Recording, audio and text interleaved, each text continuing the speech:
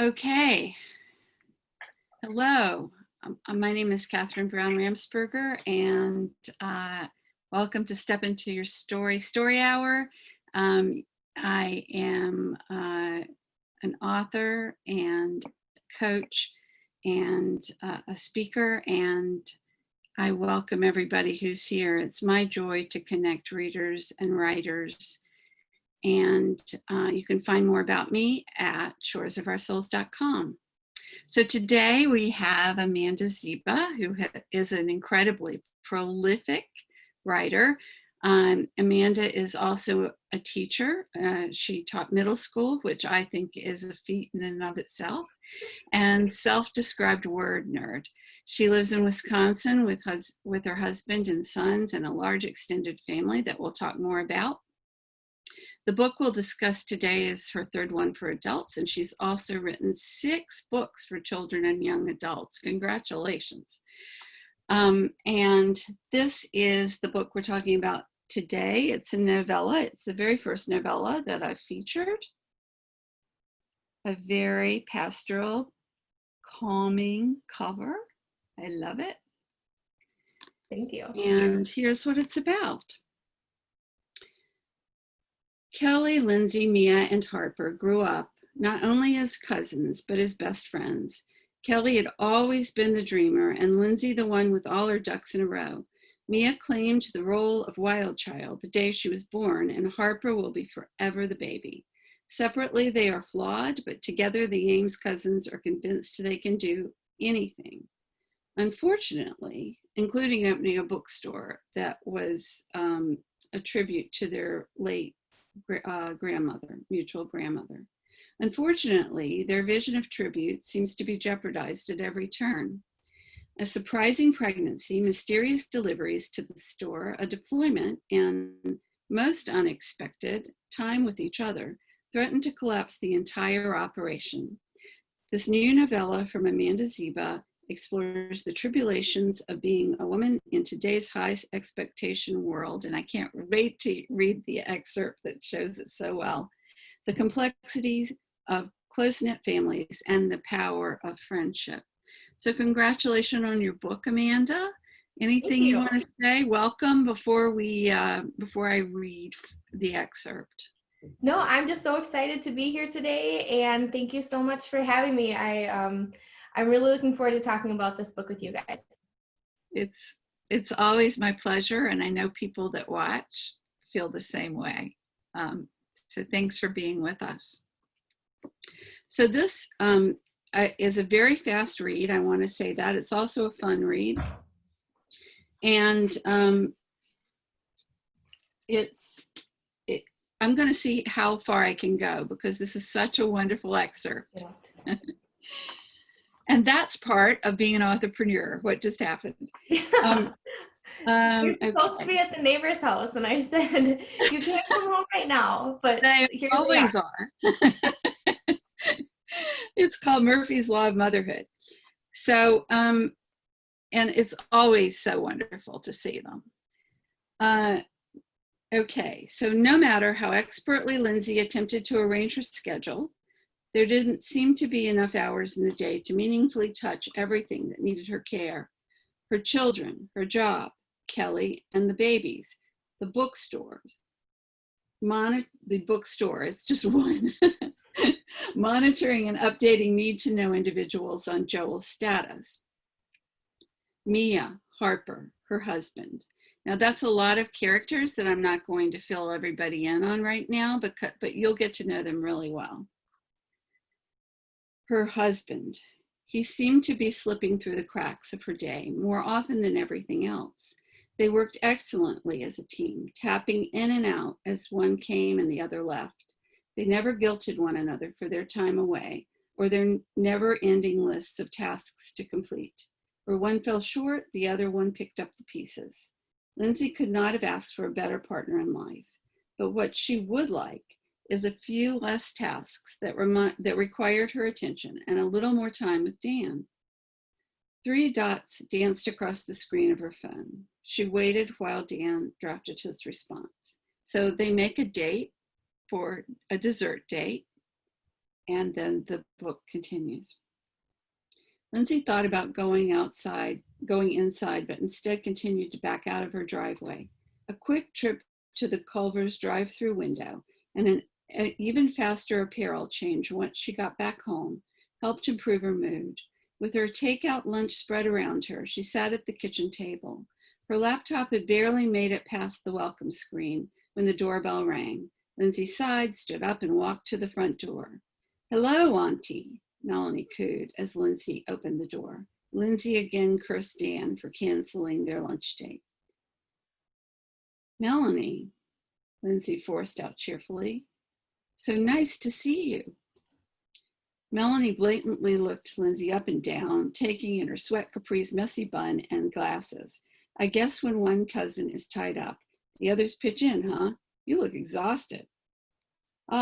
Yeah, thanks for the assessment," Lindsay said. "Is there a reason you stopped by?" Dan had better order me a large, she thought. "Oh, silly me, of course." Melanie held up 2 canvas tote bags, neatly stacked to the brim with travel food containers. "I stopped over at Kelly's to drop off some meals, but no one was home, so I brought them here. Goodness knows that just because you're all so busy doesn't mean you shouldn't eat a home-cooked meal." Melanie's inflection on busy and home cooked sent daggers to Lindsay's heart. She briefly considered checking her shirt for evidence of the Culver's butter burger she ate for lunch, but thought better of showing signs of weakness in front of the frenemy. "Well, thank you, that's very kind."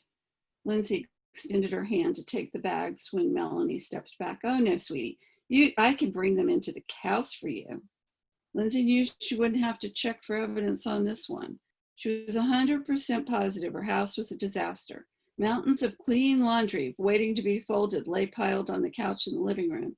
Dishes were stacked and stinking in the sink, and toys littered the floor of every room like landmines. At the thought, Lindsay cringed. She made a mental note to retire that analogy. "Oh no," Lindsay said, "really, I can take it from here." "It needs to be refrigerated," Melanie stated. "Sounds good," Lindsay said, tugging on the strap clenched in Melanie's fingers. "We have a big one in the garage. It's practically empty, so I have plenty of room." "I don't cook with preservatives, so you'll want to eat it within the next few days," Melanie added. "I promised to take it to Kelly's this afternoon and pass on those important instructions. And tell her not to overdo it now. She should probably take at least 6 weeks off. And Melanie," Lindsay said with a sigh, "thank you for the meals."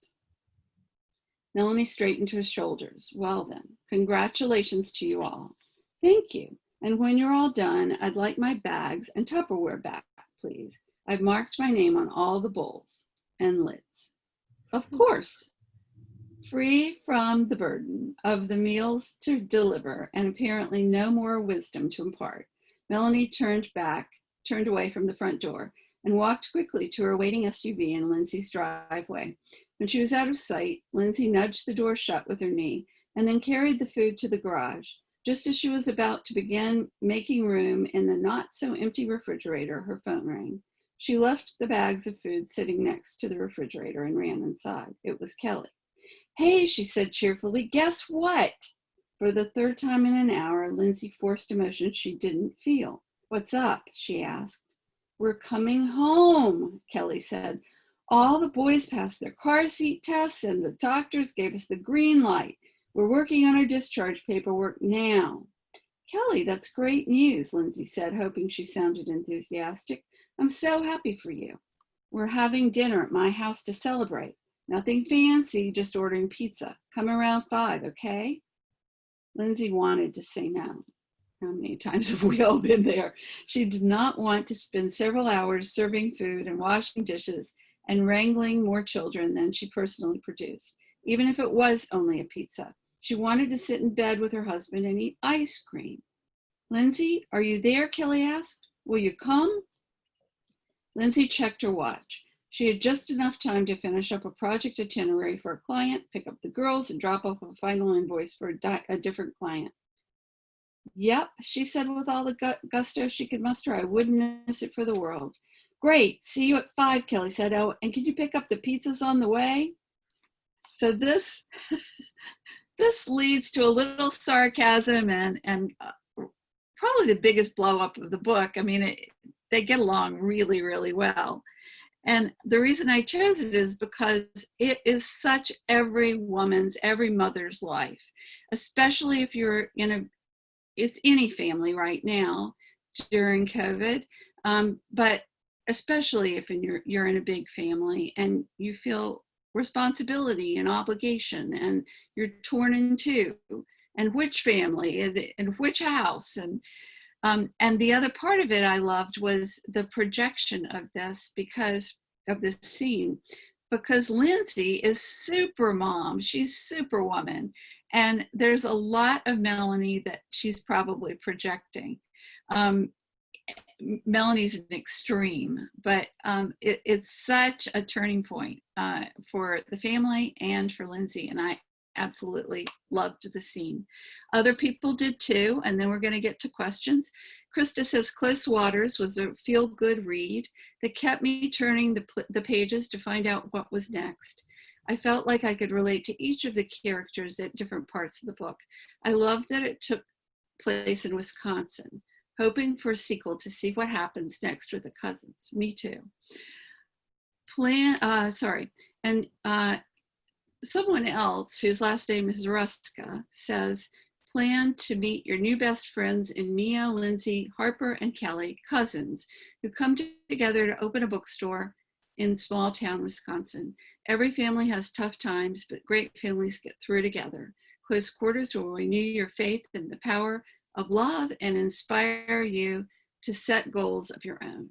And finally, I laughed and cried and loved the entourage. You have a gift, keep it going. I can't wait for the next edition of your creativity. And by the way, Amanda shows her word nerd in this book with great subtlety, but it's there with word choices like entourage, and even her title, Close Quarters, has at least a double meaning and maybe a triple meaning. It's such a cool title. So you're welcome. So let's get straight into finding out a little bit more from the author herself. So Amanda, you have 6 children's books, 2 romance novels, regular craft and how-to blogs on your website, you teach, and now a novella. When did you start writing? And inquiring minds want to know how on earth you do it. Is it with your big family? Yeah, I am one of those people who said I've always loved writing. School supply shopping, in my opinion, should be its own national holiday. Like fresh notebooks and like fancy planners and like pens, like with the gel ink, like that is my mecca. Like that's my favorite thing to do. And so eventually I realized that I could do more with those things than just take notes for school or write longer answers than the teacher required. I'd write stuff that I actually wanted to say. So I feel like that's when it started. I started self-publishing books in 2013 when someone taught me the process. And then once they taught me that process, I kind of just never quit. I just took off from there.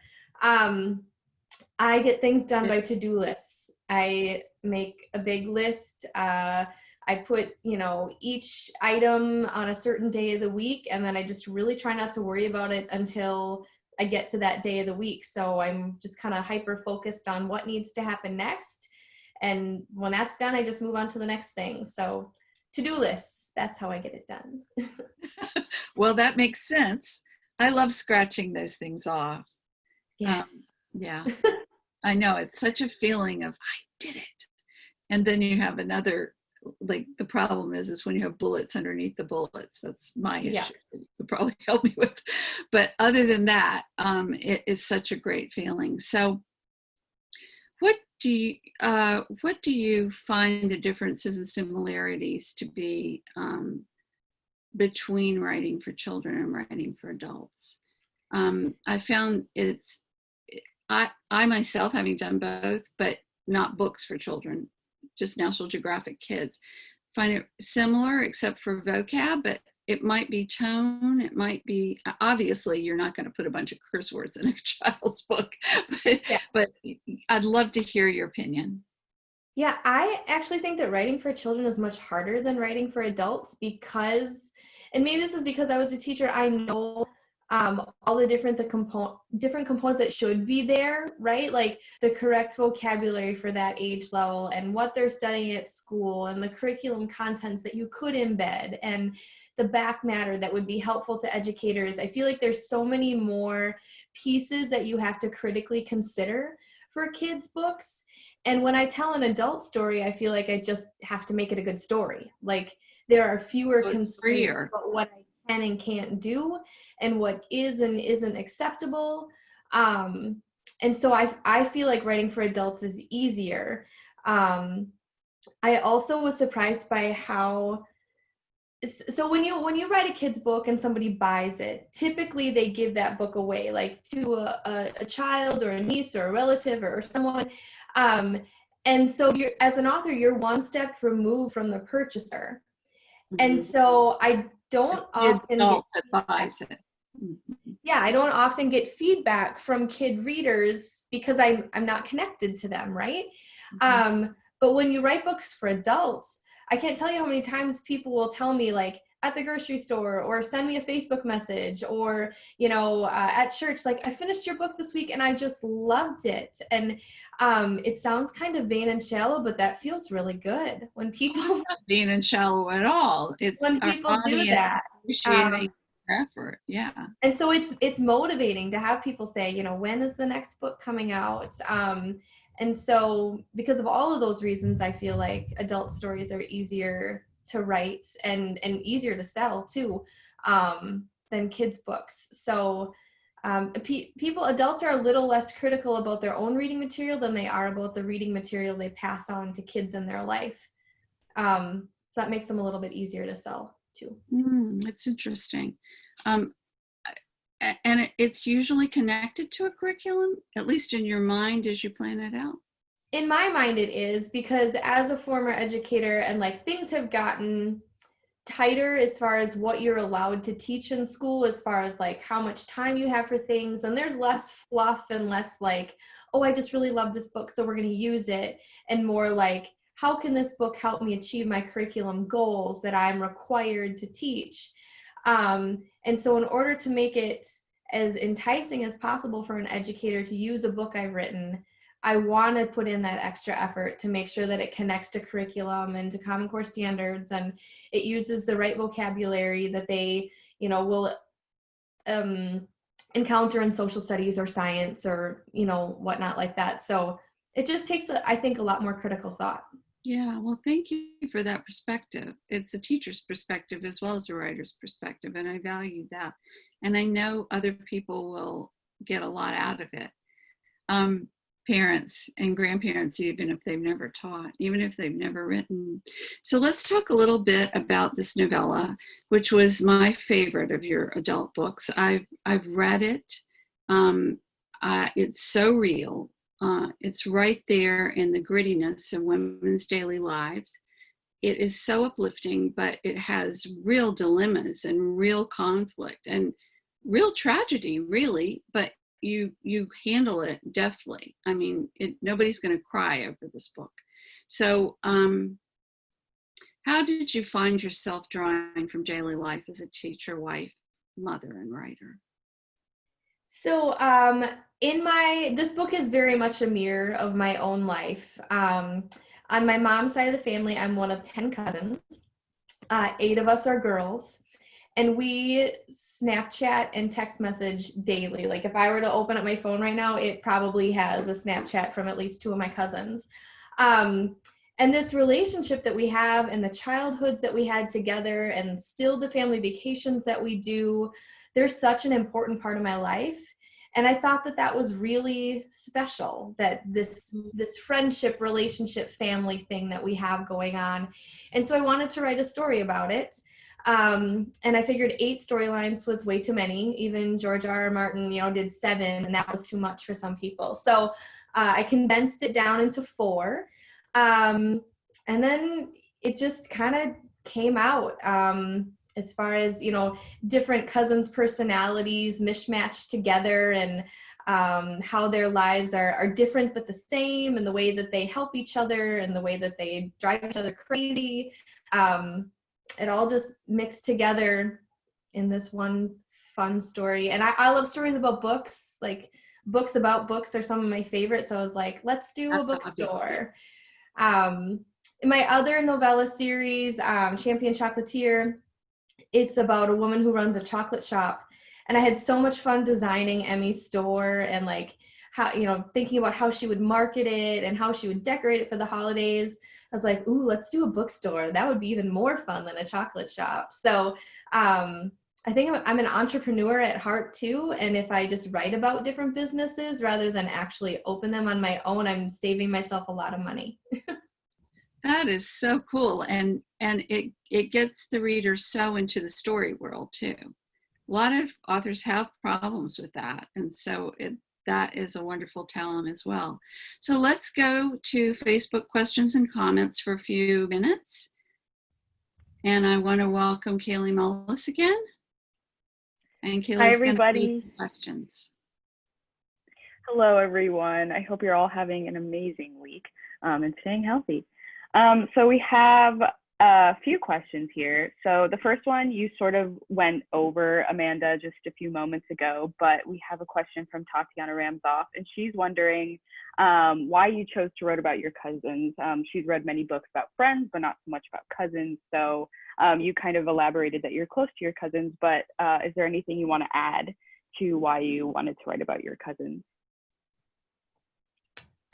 Just that specialness of the relationship that we have, and it felt special and unique to me.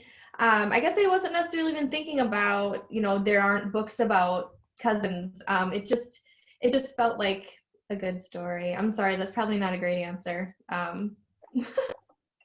You went over a lot of it. I just wanted to make sure if there's anything else you wanted to elaborate.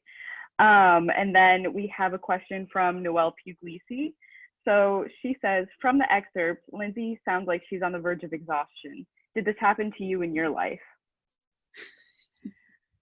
No, well, I mean, I think that as women, we juggle a lot of things in our lives between professional lives and our home lives.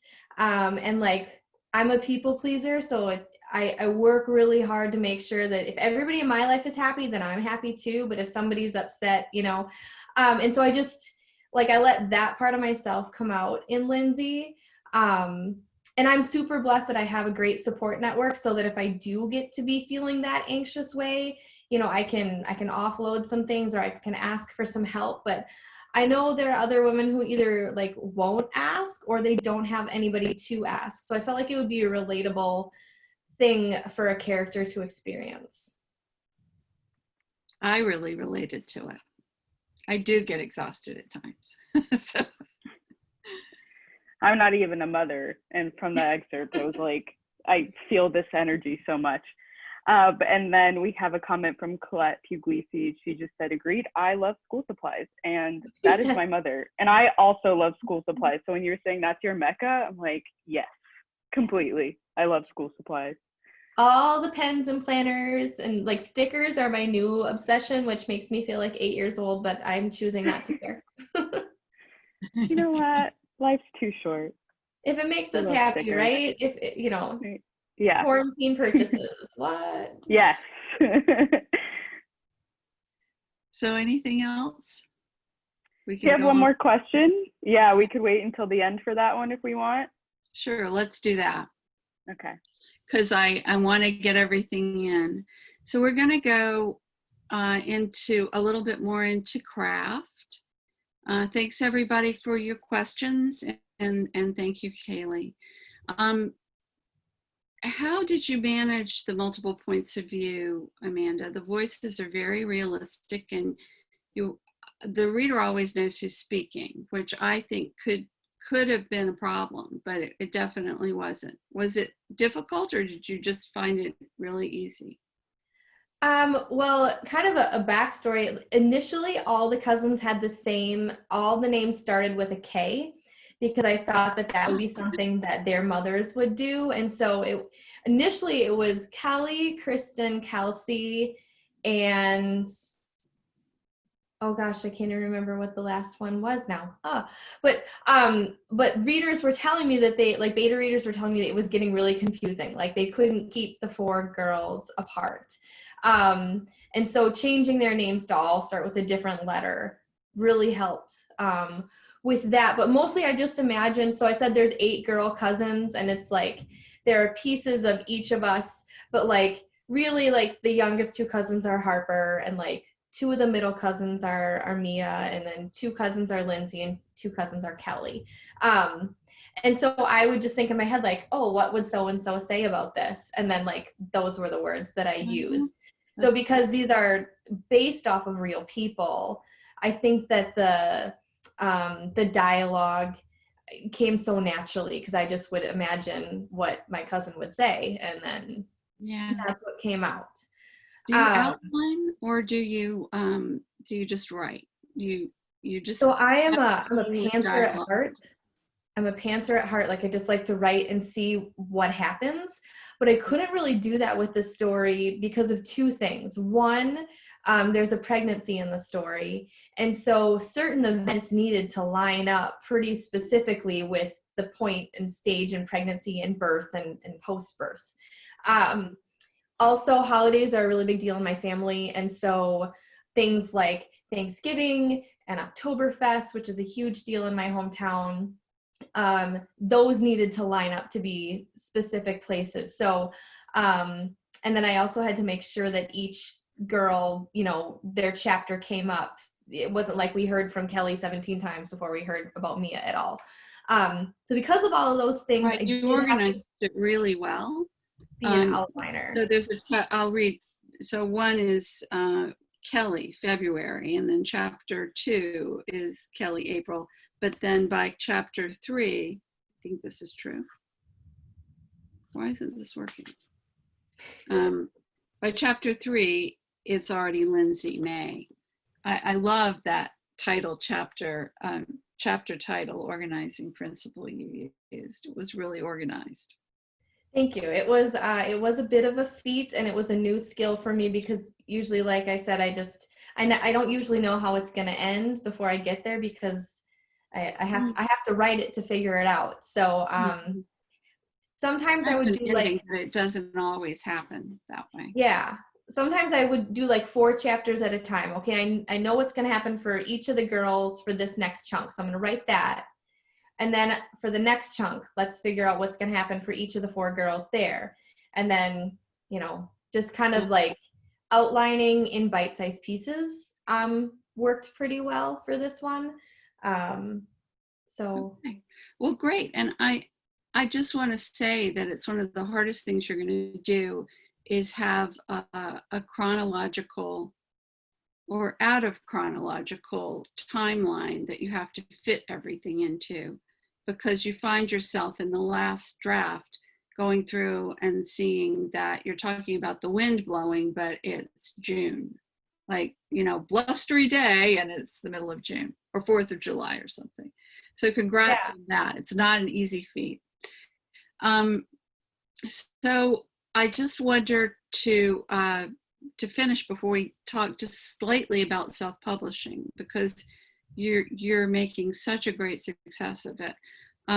Did you have a favorite character?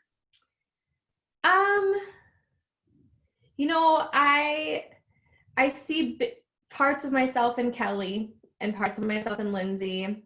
Lindsay loves the to-do list, but Kelly's the dreamer. And I feel like that persona fits me really well. The taking a leap and doing something kind of unexpected, like when I left a full-time job to teach part-time and be a writer. So I really connect with Kelly over that. And like I'm the oldest cousin of the girls in our group. And so I really am the one, I feel like, that brings us together, or like that kind of smooths things out and plays as the peacemaker.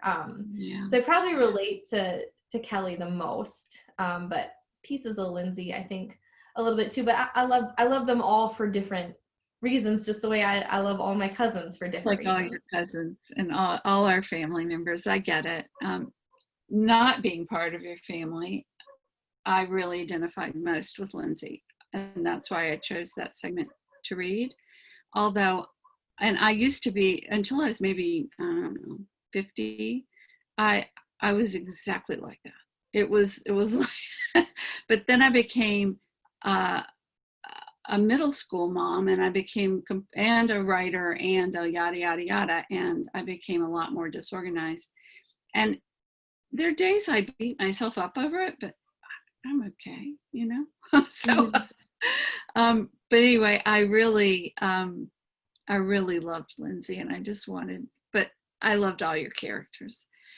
So just to wrap up, because of time, do you have any tips for anyone who wants to write a book and self-publish it? It could be 1, 2, 3, and then we'll go to the last questions on Facebook. Yeah, so I was thinking about this before, and I really think the first step is to make sure that you write a good book. And we could, I mean, talk for weeks about that particular step.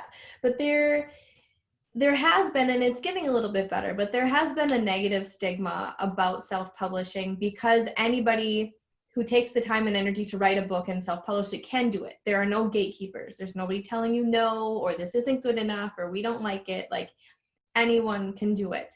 And so there's some kind of crappy books out there that have been self-published, and maybe even some of my early ones I would put in that category before I learned things. So the very first step is to write a good book.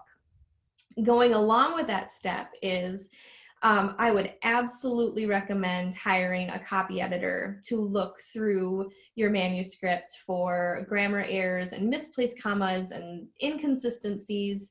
You know, when I first started, I had my auntie, who's a grammar Nazi, and my mom like read through it and find things for me. But like, truly, that isn't good enough. Like, even if they like say they know what they're doing, they are not professionally trained to be a copy editor. It is a small investment in the long run. And I will not publish a book anymore without having a copy editor. And then I will have my mom look through it and find the last 2 or 3, you know, that maybe the copy editor just missed. So write a good book, make sure it's super polished up by paying a copy editor. I first found my copy editor on Writer's Digest Second Draft Services. And so they will connect you with a vetted professional. So that's a great place to look for one. And then I would really recommend designing a great cover. You know, there's the old saying, don't judge a book by its cover, but we all do. Like, I don't even know why people say that anymore, because we do. And so having a good cover is really, really important. You can design it yourself on something like Canva or Microsoft Publisher, or you can pay for one to be designed. If you just Google book cover designer, or Fiverr is a great place to find them. Or 99 Designs is another that's where reputable company. For my book cover, here's just kind of a fun story. I know Kathy showed it to you before, but so this is my hometown. This is La Crosse, Wisconsin. It's the bridge downtown, the Mississippi River, and then these are the bluffs of Minnesota right across the river. And I found a book cover that kind of looked like this, and then I hired a local artist to watercolor paint the scene. Oh, wow. And then I took her a high resolution digital scan of her painting, and I designed the rest of the cover on Canva. But I've done it a few times before, so I felt comfortable doing that. If you're new to it, I would truly recommend hiring somebody on Fiverr. I think one of my other book covers, Champion Chocolatier Reality Bites, I think I got that book cover for like $35. It is like such a small investment, but it makes a huge, huge difference. Right, and especially with online bookstores now. As much as I loved having a new brick and mortar bookstore in your book, we also are presented with the reality and the good, the bad, the ugly of publishing online, and that's all people really have to go on. It's not like they're picking up the book and flipping through it. And it's more important today than ever, I think. So let's go. I could go on, and there's so much more I could ask you. But let's go to the questions from the audience first, and then if we have time, I've got one more question. All right, so we have a few more questions. So we have one from Tatiana Ramzoff, and she's asking, you have a list of children's books that appear in your book. Which one is your favorite? Let me think about this. So in the back, I said I love books about books, and in the back of the book, I put a list of all the books that appear in the story, so that if you wanted to, read them or whatever. So I think there's a book that I mentioned called Ella Enchanted. It's a middle grade retelling of Cinderella, and it's so much fun. I think it's one of my first experiences with a retelling of a fairy tale. It's by Gail Carson Levine, so that's one of my favorite kids books in the list. I think my favorite adult book that I mentioned or name drop in there is called The Tea Rose. It's by Jennifer Donnelly, and it's like this perfect marriage of historical fiction and suspense and romance, like all in one. It's about a woman who wants to open a tea shop in East End London in the late 1800s. And like I said, there's romance, there's a brief serial killer thing. It's the first book in a series of 3, and it's so good. So we have a hello from across the pond from Marilyn Rice. She says hello. Hi, Marilyn. And we have another question from Tatiana Ramzoff. So she says, Amanda, your book sounds like one I'm going to love reading. And then this is for Kathy. She's just wondering, she sees your book, Shores of Our Souls. So thank you. She's looking forward to reading the sequel. So we could save that for the end, or if you want to answer that. No release date yet, but I just finished the last 4 revisions on scenes. It's with the copy editor, so I'm very close. Close in publishing terms is not close, but it is to me. So making moves, taking steps. Yeah, mm-hmm. It's a go. So thanks for that, Tatiana. So we have a question from Noelle for Amanda. So she's wondering, was it easier writing from the point of referencing experiences with your cousins, or was that more challenging? I think it was easier because I had a place to start. And because it takes place in my hometown, I didn't have to do a lot of research. I didn't have to do a lot of character profiling. Like, I just told the story, almost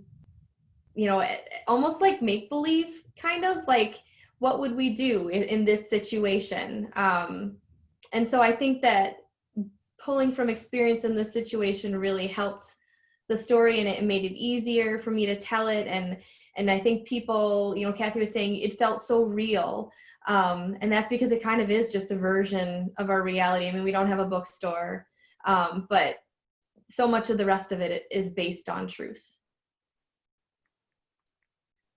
Or like, I guess the trueness of the feeling, right? Like, there are things that have, like, none of this happened to us, but like, it's based on a foundation of real emotions. Right. And you know your family so well. Yes. Mm-hmm. And they're not mad, by the way. People ask me that too. Is your family upset that you talked about them so much in this fictional way? And they're not. They feel very honored and happy and special. And I think because like each character is a conglomeration of a couple of people, nobody feels like outed or like you wrote badly about me or anything. So that's good. People say, were they upset? No, they weren't. So I'm lucky there too. Yeah. So we just have a few more comments. We have Shanessa Glum. She says, hi ladies. She enjoyed the interview and the book sounds great. And then Tatiana wanted to say that she loved your book cover and she was drawn to it immediately. And it is an excellent book cover. So it's great. And it's cool that you went local as well with the artwork. And then we have one last comment from Shanessa. She says, if you like books about books, check out the children's book called The Fantastic Flying Books of Mr. Morris Lestmore. She's an elementary librarian and it's a favorite book of hers. So she wanted to recommend that. We've got a librarian here. That's I fantastic. definitely will. I'll definitely. I'm working on. I just am starting on Close Quarters #2, and was today thinking about what books am I going to name drop and include in this one. So I'll add that one to my list. Thank you. Perfect. So thank you, Kaylee. And we're going a little long, so I'm going to have to wrap it up. But any final comments, Amanda, about self-publishing or everything? Every answer you gave made me have more questions. I guess I would just say you can find me on my website. It's amandazieba.com. I'm also on Facebook and Instagram. So you can, if you want to reach out and ask me any more questions, you can do that. I will also say, if you're interested in self-publishing, I just launched a course called the Take Action Author Plan. So many times people are like, oh, they learn I'm a writer and they're like, I have a great idea for a book. And truly the way that I was able to get started is somebody taught me about the self-publishing process. And so I would love to do that for you if you're interested in it. And again, you can just find it on my website, amandazieba.com, and click on the Take Action Author Plan button, and it will explain it to you. It's 3 sections. The first one is Self-Publishing 101. The second one is Book Marketing 101. And then the third one is the ABCs of Authorpreneurship, and just kind of walks you through lessons and tips and mindsets that I've used to help, propel my career forward. So I'm combining my love of teaching and my love of writing into this new thing. I think that it's there in this novella too. And I just want to commend you on being able to write short. For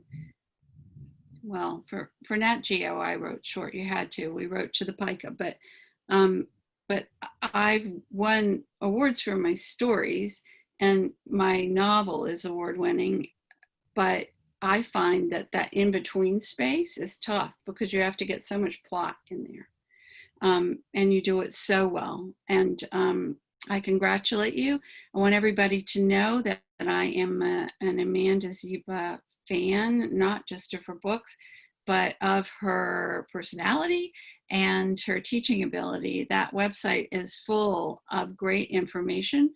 Some of it is completely free. Her blog is fantastic.